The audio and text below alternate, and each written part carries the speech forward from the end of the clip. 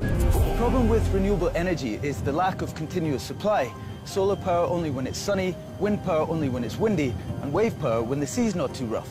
I'm Russell Beard and I've come to South Spain to visit Gemma Solar, the first solar tower power station that can produce electricity 24 hours a day. But in order to get a real sense of the scale of this place, I need to get a little bit higher. Samuel! Wow, my heart is in my mouth a little bit, but it's incredible. And I can't believe I'm flying this plane. Sam just spotted the tower up ahead, so he said just point at the tower and carry on. Okay, here's Gemma Solar. You can see it just below us now.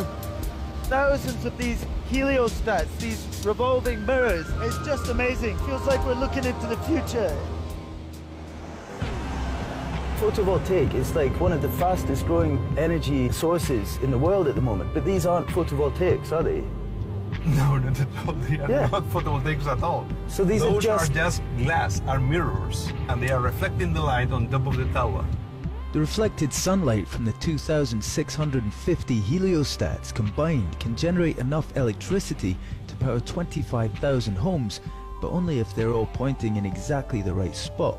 Santiago's brought along one of these miniature parabolic mirrors, which I guess is almost like a perfect scale model of your solar tower. Yes, I mean the tower looks like in the middle of a circle of heliostats, and every heliostat is like, taking a different angle to reflect the light on top of the tower and then to concentrate all the energy on a single spot.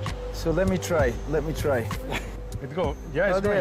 Oh wow, you can see it catching fire. It's so sensitive, like one tiny degree out and it stops burning. I mean, this must be the challenge that you're facing. Exactly, I mean, exactly what we have to be doing. I mean, we have to be very precise in moving the heliostats in the right position to concentrate the light there. Sunlight is reflected from each heliostat onto a central receiver at the top of the tower. Sodium and potassium nitrate salts are pumped from the cold salts tank up to the receiver, where they absorb the concentrated solar thermal energy, reaching temperatures of up to 565 degrees. The heated salts are then pumped down to the hot salts tank, where they can be stored in a molten state or used to generate electricity via the heat engine. This is the hot molten salt tank that contains the molten salts at 565 degrees. This is like a big battery, but it's a thermal battery. It's not an electrical battery. In fact, the energy which is accumulated here is enough to continue operating the turbine for 15 hours at full speed. So this is what distinguishes this place from other solar tower generators around the world. It's actually that storage. Exactly. Being able to store energy this way means that solar power can, for the first time, be provided 24 hours a day, not just when the sun's shining.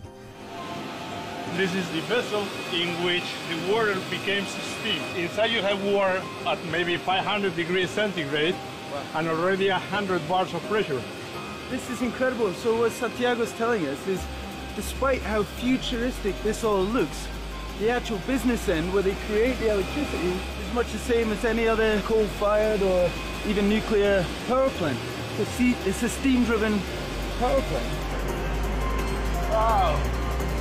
Wow, this is what I'm talking about. Now this looks like a power station. And it is. This technology's been around for hundreds of years, yeah? Yep. And so it's really out there is the only sci-fi part of this building. By the time the power comes down from the molten salts, we're talking about good old-fashioned steam turbines, and that's what we can hear now. And you can even see it coming out of the little chimney at the top. We are going to be reducing our costs, but also due to the fact that the oil prices are going up will make it impossible to burn gas to produce electricity. And then our plants will continue to be delivering cheap and clean energy to our children, let's say.